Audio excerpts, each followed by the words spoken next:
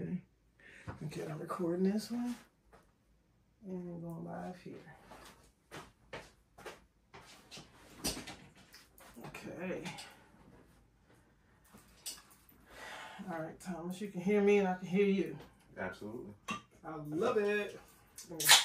Open up my libation can. And we're in the studio. What's up, everybody? We are live on Facebook already. And you are live. You on IG? Yep. Instagram. You on Instagram? Okay, perfect. All right, baby. Oops. Buddha headphones just fell down, so don't judge me. All right. Welcome, Mr. Mays. Finally got you in the studio, bro. How y'all doing? This is wonderful. This is gonna be fun. Yeah. This is what they say. This is what dreams are made of. Absolutely. And I'm living it now. I love it. That's what counts. Yeah. I just want to be able to follow what we're doing. There we go. Yep, you adjusted? Absolutely. You loving that long handle. You like, yeah. You like, say something else. All right, yeah. So we are, okay. All right, to all my Loudmouth Radio listeners, we are live recording right now in the studio. And this is another For the Love of Comedy podcast series. And I have a gentleman here to my right I'm going to introduce you guys to very quickly so that we can get right into it. Mr. Thomas Mays. What's up? How y'all doing? What's going on, man? Appreciate you for welcoming me here, Sonny. I appreciate it. Hey, you know what's going down. Absolutely. I brought San Diego in the building. We in Temecula, dog. This is history already happening. Absolutely. I pulled him out the muck, y'all. He came further than Escondido. This is a miracle. I'm tired as hell too. In the middle of the week, right? I want to thank you for coming in. And as you can see, these microphones pick up everything. So don't repeat what I just did and slam this can on the table, because you can hear all of it in the mic, right? No problem. And so to all of our people who are viewing us and tuning in, I know you're live on Instagram. I forgot to tell you to tag me on IG while you were on there. Loudmouth, you know, the 2 Ds pulls me into the equation, and I got you pulled in on mine over here. So we're live and popping, and you know what, y'all, it's hot. It's really, really hot today. It's 104, 105 degrees.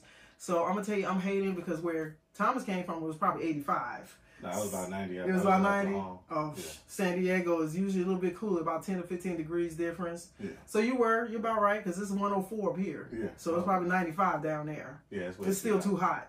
The earth is mad, right? Yeah. Man, welcome to the studio, dog. Appreciate you. I'm glad. I hope everybody can see us pretty clearly. I'm super excited about having you here. We talked about this coming and happening. It's been a few months, but now you're here. Absolutely, just been working. It's been everybody, man. This is what's up. Absolutely, it's been we both been working. Grinding. It's one of those cool things to be busy. Yes, it is. Especially in comedy. Productively busy. Yes, productive, busy, and you actually see stuff working. Yes. Because when you start out in this game, it's just a bunch of no's, a bunch of get ready, you're not ready or yet. One of these. Yeah. Just a look away. Someone don't even say nothing, right? Won't even answer you, just act like you don't even exist. You be like, hey, man, you should put me on there. Nah, you good, bro. Okay. Like, did he just act like he ain't seen me? You're like, bro, I'm talking to you right now. But right here. Now it's fun because, like, you'll see somebody trying to ignore you. You just stay calm, go on stage and rock it. Now they want to talk to you. Then they be like, yo. Yeah. What's up? Like, what's up? Keep that same energy, man. I'm cool. I'm not mad. Let's just keep that same energy. It's cool. I was the same person when you walked past me about 45 minutes ago. Exactly. Remember that moment? I didn't get no different. Ain't no... I cleaned my glasses. Yeah. Oh, there you are. As thick as my lenses are, I saw your future. I saw you was going to play that game. So good. You didn't know you was on a hamster wheel still, did you? Okay. Thomas, you know what's up, man? I want to give the opportunity to introduce to the audience who is Thomas Mays, because there is more than one. Absolutely. There's more than one. So make sure you guys follow this dude. Make sure you follow the younger one of the 2 versions that you might come across. Absolutely. But I want to give you an opportunity to tell us a little bit about where you're from And, you know, we're going to make our way into how you got into comedy. So I want to start out with first, you know, just let us know where you're from. All right. Well, I was born in Jacksonville. Then Jacksonville, Florida? Jacksonville, Florida. Duval County? Bro, give me some. Yeah, buddy. Give me some. I live in Jayville. Yep. I got families from Rains and Reebok. Say less. That's where all my folks went to school at. That's one or the other. Yeah, one of the two. That's crazy. Did you go to high school down there? No, I actually ended up going to high school in Houston in North Carolina. Yeah. I did not know you was from JVL. See how this is wonderful? Absolutely. That's what's up. Yeah. Okay. So how long did you live in Jacksonville? I lived in Jacksonville on and off the first 6 years of my life. Okay, so you were still young when you left. Yeah.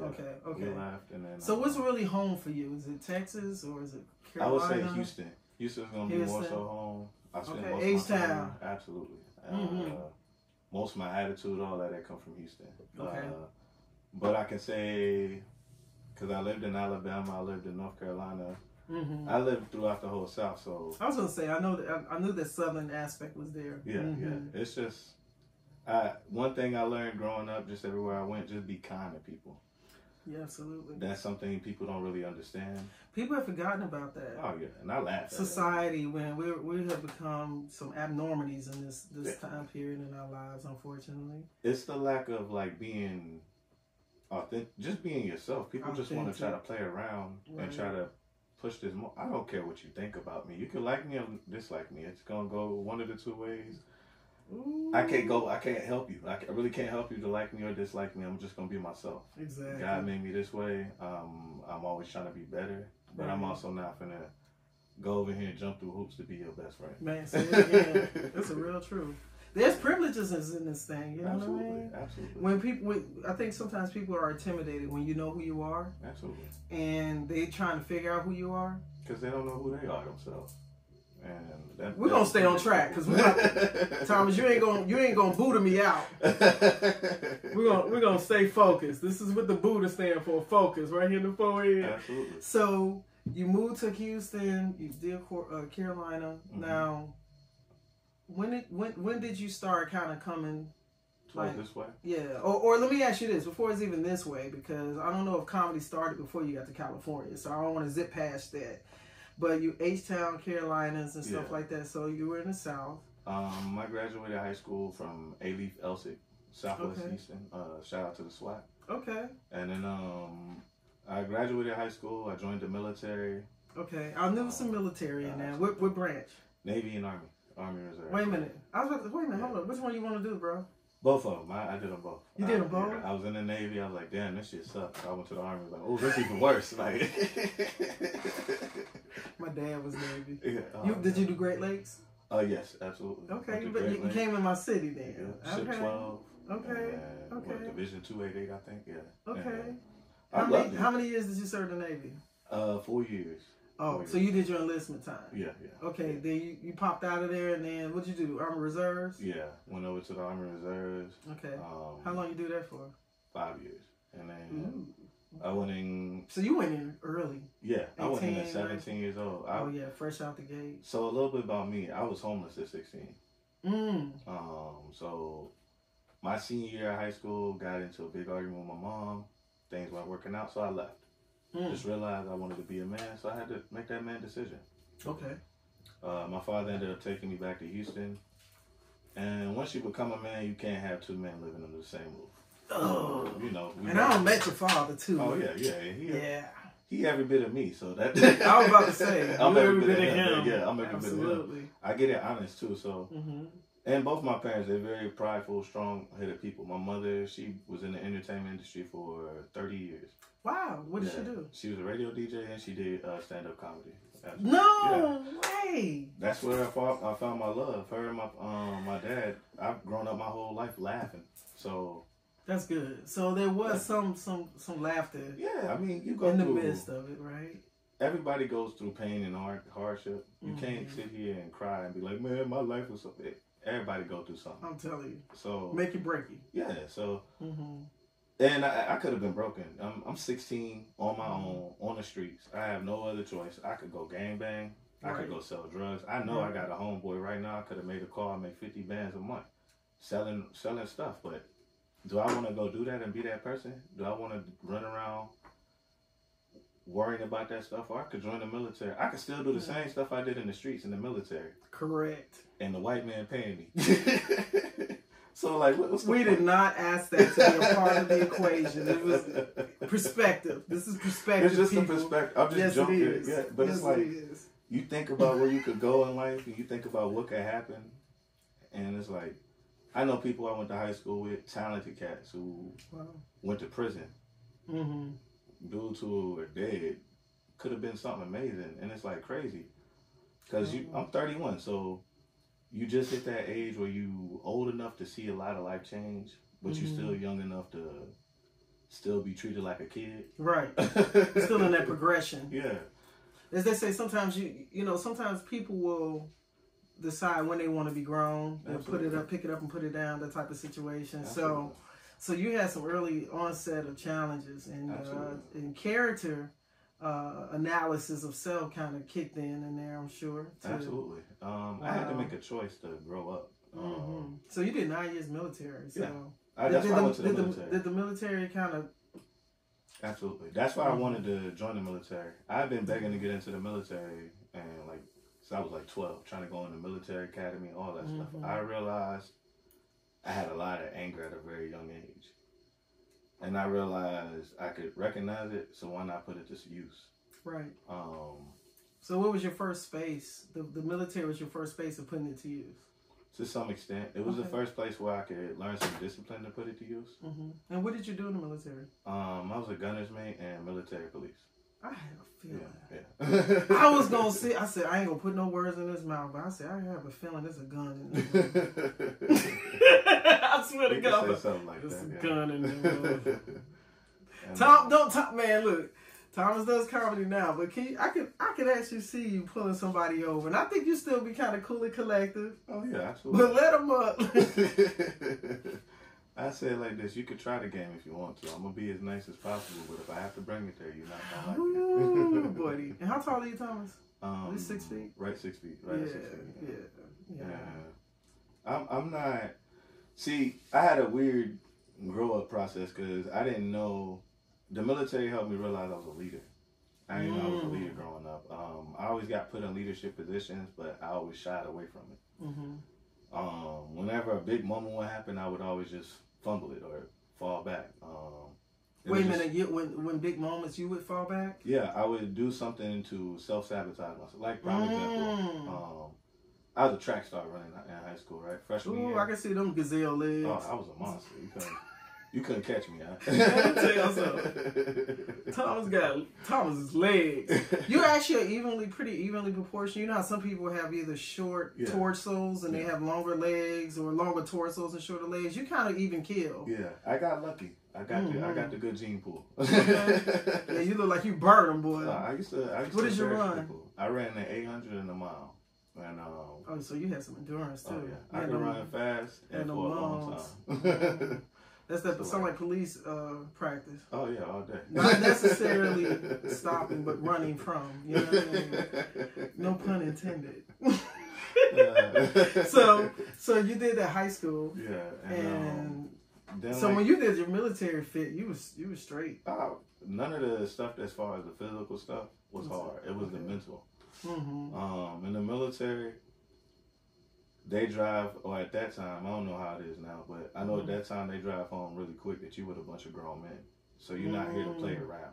And they teach you pretty quick that there's no time to, well, I don't want to, you better get over there and do what I just told you to do. It's going to be a problem. Right. You could get somebody killed playing around. Correct. I remember my first day on the boat. I'm 17. I just turned 18. And the senior chief, he puts us, and it's this thing called the slew arm davit. You put a boat in the water.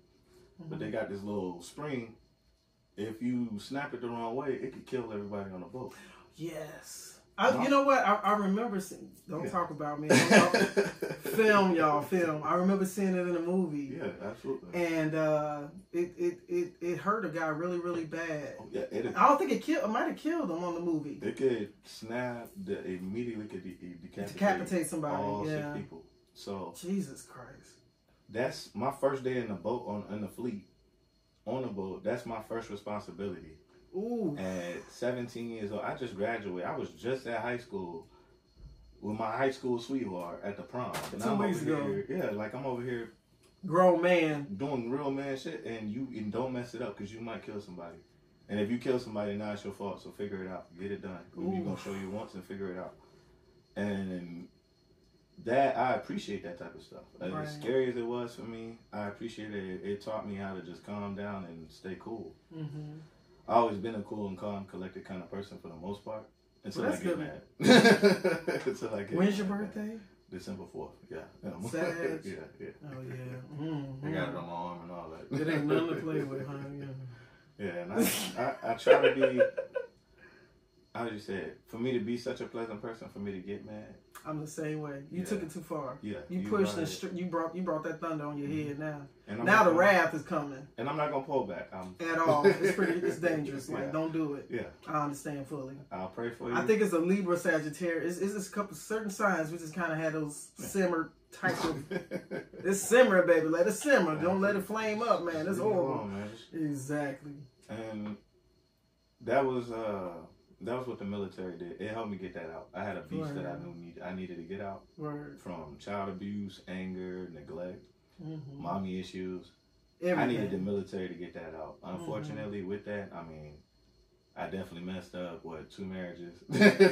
No. And I got, 2 baby mothers. And Thomas, was you dating like a dyke? Yeah. I couldn't help myself, y'all. I'm sorry. It wasn't all my fault. Like, I don't know, it was my fault. I'll be honest. I wasn't I don't prepared. even know why I felt like I needed to do that. I knew I could do it to you. I knew I could do it to you. I wasn't prepared for what they did, like how people reacted to black skin overseas. Like, so were you in interracial relationships? My first and my most recent relationship are interracial. Okay. You're a parent, so are your kids interracially? My second son is interracial. He's Puerto Rican, Mexican, and black. And then my first son is black, 100% black. Oh yeah, you're gonna have some interesting conversations in that house. How old are they, Thomas? 8 and 3. Yeah. Oh yeah. Oh yeah. Is the big brother the baby black? Yeah. He's the baby black child, and then the other baby is the little baby mixture child. My little man. Your little man. Yeah. But you got 2 boys. Yeah, my 2 little boys. Yeah. See, the good thing is you are a comic, so you can have some easy conversations. Absolutely. Freely, without fail. I got lucky. But you got to prepare them. Yeah, both my parents are very blunt.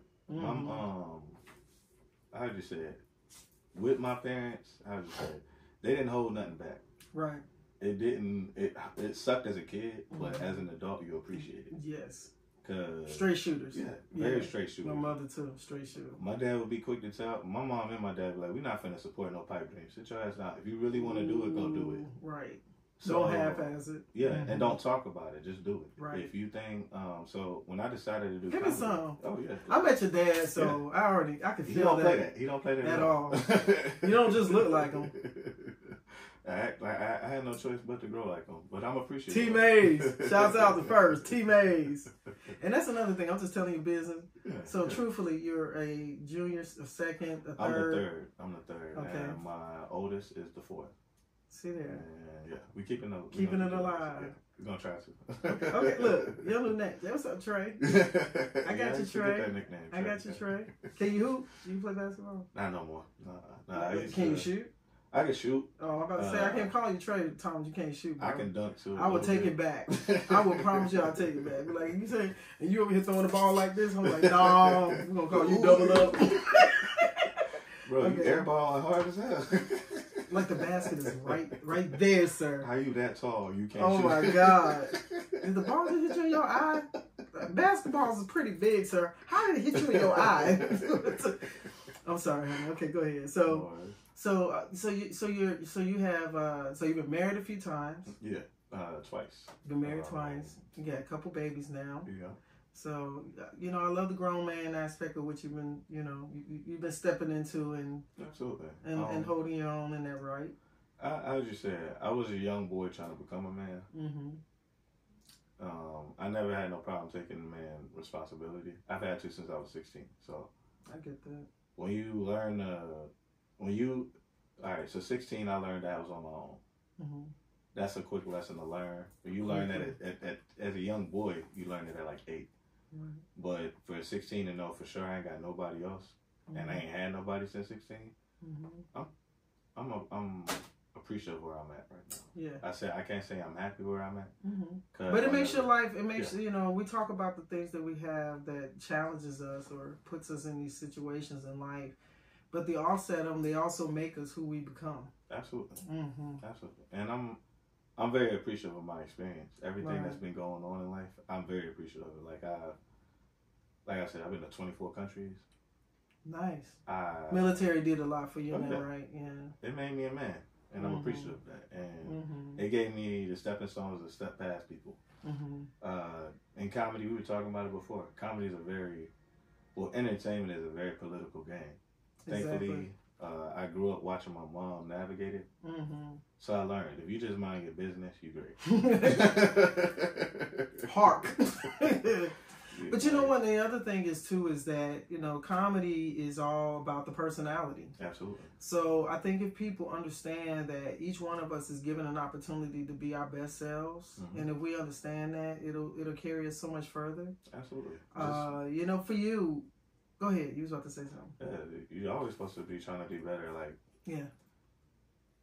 I'm the type of person I could kill a room and listen to the recording and be mad as hell about 3 jokes that nobody know didn't hit. But I'm mad as hell that they didn't hit. So now I'm trying to figure out how I can make that lady that was gasping like cry because she can't breathe. Correct. Like now you're trying to have an aching. Yeah. Hanging over. I had one lady go in labor at one of my shows. Oh no, Thomas. Ever since then, I've been like trying to work on it. I'm like, if I see a pregnant lady, I'm like, I got it. You are not over here trying to snatch her umbilical cord, sir. Yeah, you gonna laugh till this baby comes. Oh, freaky Jason. Did your water break? That's a stat stacker. Give me 5. Give me 5 more. If she ain't leaking yet, hold on. I ain't give you the punchline yet, homie. I want to see the blood fly. Get the mucus plug. Okay. Is that placenta? All right, we're ready. I see your foot. There we go. All right. That's my time. I'm done with the show. Thank I hate you. I hate you today, sir. Oh my God. Some things that we strive for. See how people can be dark and you don't even know it? No pun intended. But you see what happens over here? Yeah, you gotta have oops, my bad. What did I tell you? Sound effects and all. Yeah. I'll tell you. So when you got to the point of, you know, going through the military time period and stuff like that, when did comedy enter your life? Like when did that, for you, because I already knew you've been exposed to it. So, but when did you make that decision to step on stage? Yeah. When and where? Where were you? I was here in San Diego. Okay. Military brought you to San Diego. Yeah. In California. Yeah. Okay. My second relationship was falling apart. I'm depressed. Like my PTSD's acting up. Okay. I'm trying to get help and nobody's listening. So I'm depressed and I just needed something. I needed an outlet. Right. And at that point, I was ready to just, you know, end the situation. So I was at my wit's end. Yeah. And I'm doing Lyft one day, and this dude named I can't remember his name. Adam Love. There we go. Okay. He meets me. We driving at the Lyft point, and he asks for a ride. He's like, "Yeah, I'm a comedian. Cause I've been thinking about doing that." He's like, "I got a room."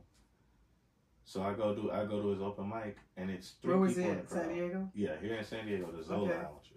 It's defunct now, but it was a beautiful room. It was a good room, and it was 3 people in the room, and it was Kevin Davis. You had him here. Yeah. KD. Walter Ford and Cedro. Wow. 3 comics. These are 3 people from here in San Diego, and they're all sitting there watching me. Oh, and Bilal Young. And we all. I do my first set, and I get a simple chuckle on stage, and I had a whole. It changed my life. I was like, okay, yeah, this is what I should have been. Lane. Yeah, like I had never felt so a click like that in my life. I don't even know how to explain it. It was just a click. I was trash. I was horrible on stage, but it was the you peace felt the I felt. connection. Yeah, I had never felt that type of peace. You know what I want to tell you? And I don't know if I've ever verbalized this, but I think that for me, when I think about comedy, 2 things stood out to me. Freedom and this family feeling. Absolutely. And I feel it from the dimension of the audience. And then I feel it from the dimension of even interacting with comics. Absolutely. Right? So it just gives this forge. It's like, it reminds me of track and field almost, because it's an individual sport, but everybody's we all going for the same goal. Like in basketball. Yeah. It's that same, I can understand that, and I can see that correlation because, depending on what you're doing in track, it's individually. If you're running, marathons or relay, then it's more than you. But the relay's the show, and you trying to pass that show off. Right, you still got to carry that baton. Exactly. And you got to be ready to hand it off. It's kind of like the mic, you know what I'm saying? You got to hand it off. But when you're on your stretch, you gotta stick your chest out, pull them knees up, bro. Because you got a section of what you got to strive to get. Pull it in from the back, and it's you don't ever mind how hard. Like, you'll do some shows in comedy where like every comic has just done everything they could to piss this crowd off, and now you got to go on stage. No and do 15 way, minutes. the set just ache them up. They just bombing. You just like, bro, why would you say that? Like, this is clearly you got a room full of church people, and you talking about that one time you had an orgy with your mom. We could go sit your weird behind. Oh yeah, I've been in some spaces. Like, there was a comic I was in this space, and they was talking about sucking and plucking, and I was like, the babies are sitting right there. It's literally kids looking right in your face. Like, oh, time and place, bro, time and place. And now you got to bring that back, get the people who pissed off and alienated to calm down.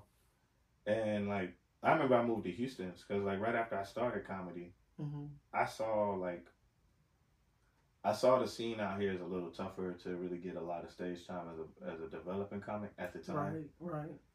So, and I needed to get away from San Diego. I needed a mental cleanse. So I went back home. I went to Houston. And how is that going from San Diego to Houston? It's a totally different game. It's kind of like Atlanta. Yeah. When you have a lot of cultural faces of difference. Yeah. San Diego has a vastness. Yes. But Houston, Atlanta, there's a huge population, especially urban comedy. This is a huge culture shift and difference versus San Diego. So how did that? So the first time you did comedy, how long ago was that? That was January 9th of 2019. So, 19? Yeah. So it's been 5 years ago? Was it 5 years? I think 19. 5 years, dang. Oh yeah, 5 years. So it's been 5 years. Yeah, okay, so 2019, right before COVID. Yeah. Then you went to Houston. How long did you stay in Houston? I stayed in Houston for a year. Okay, so you rock comedy while you were there? Every day of the week, 5 to 6 times a night. Let me ask you something, Thomas. Do you find it to be, especially being African American, do you find it harder to perform in front of, especially if you're dealing with more urban comedy? Is it harder for you, standing before your peers that's generally within the same race capacity that you're in versus?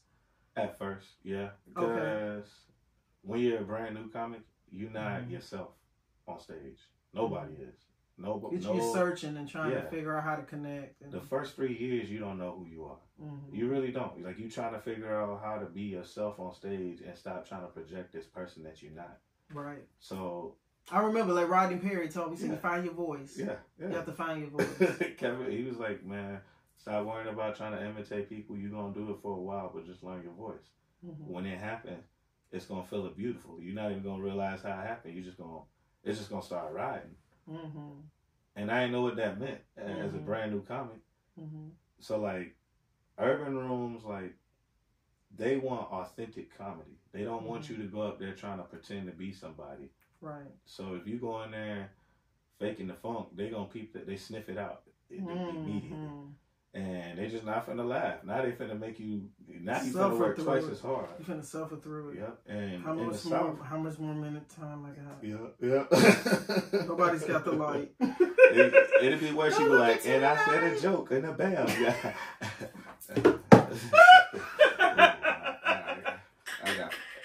I only got a 3-minute set and I'm still bombing. This is horrible. Like, ooh. And I remember I bombed so bad.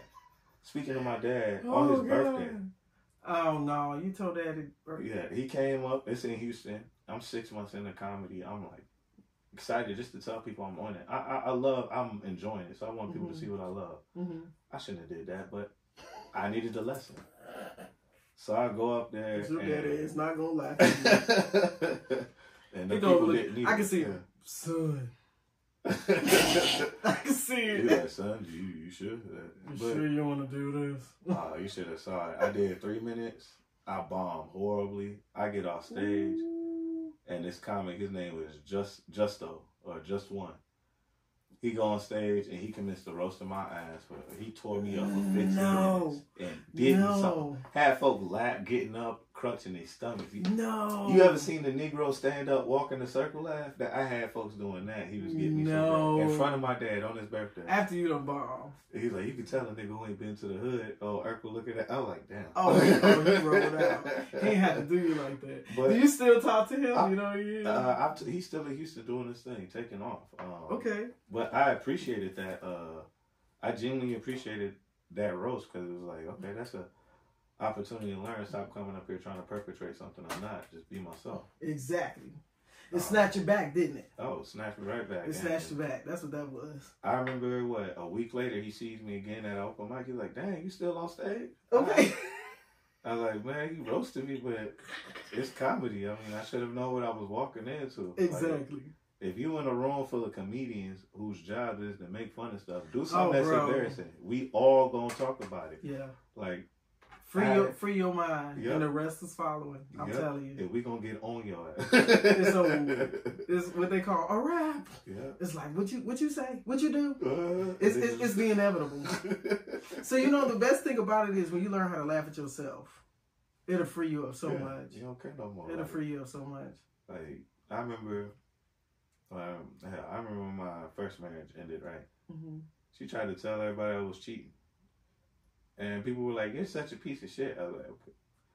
You mad and your man cheating too. Shut your goofy ass. Like, I was cheating with the nigga. Like, I'm sitting here thinking this, but I'm not saying but I'm just like, Don't let me unleash. Like, you really want to do like, this? Like, whatever. And I just laugh at it. I understand. Because, look, everybody always wants to fake the funk. Your 20s is you faking the funk. That's what everybody's doing, is faking it and trying to pretend they don't know what reality is. Mm-hmm. Absolutely. And then you hit your 30s and you start to catch a little bit of the reality. Mm-hmm. People in their 40s understand reality. You start seeing people moving differently. Exactly. You're like, wait a minute, that Joker told me. I thought that boy was my boy. Man, this Joker, you know what I'm saying? Yeah. People do simple stuff like, in comedy, it's so funny because you learn to stop telling certain people about your success because it sounds like you're bragging to them. Mm-hmm. And I learned I had to change who I was hanging out with. Because when I'm around the person who's telling me, oh, yeah, man, I'm about to go on tour, do this right here. They just gave me this. I'm going to this festival. All I'm going to do is big up you. I'm telling you. I'm like, that's what's up. I'm proud of you. What are you talking? What? Yeah. Like, literally, the first show we did here in Temecula, I had booked Nick Flair and K-Dot. Mm-hmm. Shouts out to Nick Flair, K-Dot. Yeah. And we a couple weeks in, and K-Dot hits me up and says, Sonny, yo, I gotta tell you something. Mm-hmm. I got an opportunity. I'm about to, go ahead and do this thing. I'm opening this, I'm being put on the show, Tommy Davidson. I said, do your shit. Exactly. I will see you. We're gonna catch up. Exactly. Do your shit. Go make your money. I don't know. Yeah. Like, what do we? No. Apologizing for? No. And so, and here's a tip hat to Kevin. Kevin stepped in and became that space and placement for her segment. And Kevin and I had met up. It was just like perfect time. It was just like a perfect form of synchronized swimming or something, because she hit me up and I had just met Kevin, and Kevin just was like, no problem, I'm gonna put you right there, and it was beautiful. It just worked out really nicely. But it's just those moments and times like you're talking about. And in this game, you never know when something may happen. No, not at all. So you got to be mindful. You need to be ready. I think you need to be conscientious. And most importantly, watch how you handle people. Absolutely. You see what I'm saying? I treat everybody with the utmost respect. Absolutely. I don't care what you can give me. I just want to treat you with respect, because if you're talking to me and acting crazy with me, I'm probably going to say something to you. Right. So to avoid the issue, I treat you with respect. You should treat me with respect. That's it. In this industry, you do get the folks, like I said, they'll look at you and walk right off like you don't exist. Right. You get the folk who ignore you like you ain't there. I don't care. You can do that. That's your I'm character. still gonna be who I am. Yeah. It ain't gonna slow it down. I just That's know. You know who you are. Yeah. So you just move accordingly. And what I'm gonna do? Go and protest you and talk about you on the internet? Like, no need. That's stupid. It's a waste of time. There's no need. You know what? That's not my lane. God told me that ain't my path. I need to go kick this door open. Correct. It'll open. I ain't mad. I am not mad. When do you feel like when you said that, you know, the point of finding your voice, when do you think that clicked for you? Like, how far in did you get to that point and you felt like your voice clicked in? I officially feel like it was like my real cadence came in about a year ago. Right. So about 4 years almost in. Yeah, 4 years. And how often were you performing at this point? As much as I could. I had my second son was just born, so I had to take care of father duties, and that's more important. As much as I love comedy, I got to take care of my family first and make sure he's straight. Right. But and are you full-time comedy now? Yes, I took the step into full-time February this year. Word. And, so 6 months, 7 months now. Absolutely. And 8 months now. We're in October. Yeah. Damn, this year been flying, bro. Super fast. Yeah. And now I'm a paid regular at National Lampoon's Yellow Door. Word in San Diego. Yep. Yeah, man. Brand new comedy club. They one of the first paid regulars, and I'll be going up there. It'll open up in New York, so that'll be fun. Word. I got a lot of opportunities that are coming in that weren't there before. That's putting in that work, baby. Keep your head down, putting that work in. Absolutely. And I'm gonna have you on the stage in Temecula, October 16th at Shooters Temecula Bar and Grill. Absolutely. Sonny's Like My Comedy presents. Yes, man. Thomas Mays. Absolutely. He gonna do his thing. And your stomach gonna hurt. Hard cramp. Not because you got a boo-boo, but it's gonna be hard cramp. So you and Josh Cedar. So shout out to Josh Cedar. Absolutely. And she is. I'm excited about this lineup too, man. This is like thunder after thunder after. It's like a thunderstorm every month. Bam. Third Wednesday thunderstorm. Don't give them a chance to breathe at all. But do not come up in there having no babies. I'm telling you now, we are not ready or prepared for that. I ain't pulling up no placenta. I ain't wiping up no afterbirth. I ain't doing none of that. Matter of fact, y'all better have a pregnancy convention at the comedy show. Y'all go down to San Diego with Thomas. The National Lampoon can handle that better than I can. Bro, I remember the one time I really thought about possibly trying to do the birth thing. Yeah. And I got a book and they showed the graphic. Baby, I saw that head come out. I said, oh no, I ain't doing this. I saw both my sons get born. The first one was Did you pass out? No, actually. Did you get lightheaded? I cried. Yeah, that's all I did. I just cried. No, I'm just kidding. That's so cool, man. That's all I did. I just cried, and then my first son. I know it's got to be beautiful. I know it has to be beautiful. It's beautiful and shocking. It's like, oh, it was very shocking. You see that the girl like that, but I didn't look all the way down. The doctor said don't look down. Cause I'm pretty sure you probably would have passed out. Yeah, I looked for a second. I was like, oh shit. Okay. The natural, something that's amazing, but it's a beautiful. My brain moment. is graphic. I'm just like, I don't know. That's a like whole other conversation, Thomas. We on the time limit. That 6 months that they be telling you gotta wait. You look down, you gonna wait that 6 months. You gonna feel bad. Like, look, I'm not going in there. She need that. I'm not going in there. You be looking at your son different, like little nigga. I don't know if I like you like that, fam. Trespassers. Oh, infiltrating. And then fetus. No. Don't be like a father who done upset the mom and you done gave her a son. Now she got a version of you that ain't never hurt her and love her unconditionally. Ooh. Man, don't be getting over here philosophical for the love of comedy, sir. Like, goodness gracious, man. I love Thomas. Thomas is very intellectual, guys. I feel like I'm going to cheat you today. Because I really, we're going to continue this evening. This is why we're going to wrap this up. Because we're getting ready to go to, for the love of comedy mixer tonight at Shooters Bar and Grill, which is a comedy industry meetup tonight. I'm very excited about that. Yeah. And we're squeezing all of this in, so we're literally going to tear it down and head over there because literally my guests will be walking in the door in 35 minutes and we got to go. So, Thomas, tell people how they can follow you. Y'all can follow me on Facebook, Thomas Mays, and also on Instagram, T Riddles, TRIDDLZ. Word. Yeah, Do you have a website or anything like that?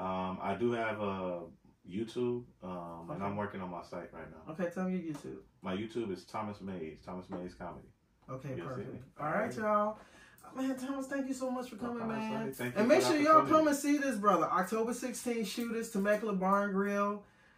Thomas Mays, Josh Cedar. It's a guaranteed laugh. Hosted by Mr. Kevin Davis, the Marina Comedy. This is going to be a great reunion for you guys. I can't wait to see. I can't wait, man. And he ain't seen me since I first started. He gonna be. Oh my God, this is gonna be so fantastic. I love it. See, that's what I'm here for. I'm just a conduit. That's it. I'm just here, man. I'm just here. All right, y'all. We getting up out of here. All right, thank you, Thomas. No worries. All right, y'all. Bless. How was that? It was fantastic. I'm kicking over garbage cans and everything. So literally.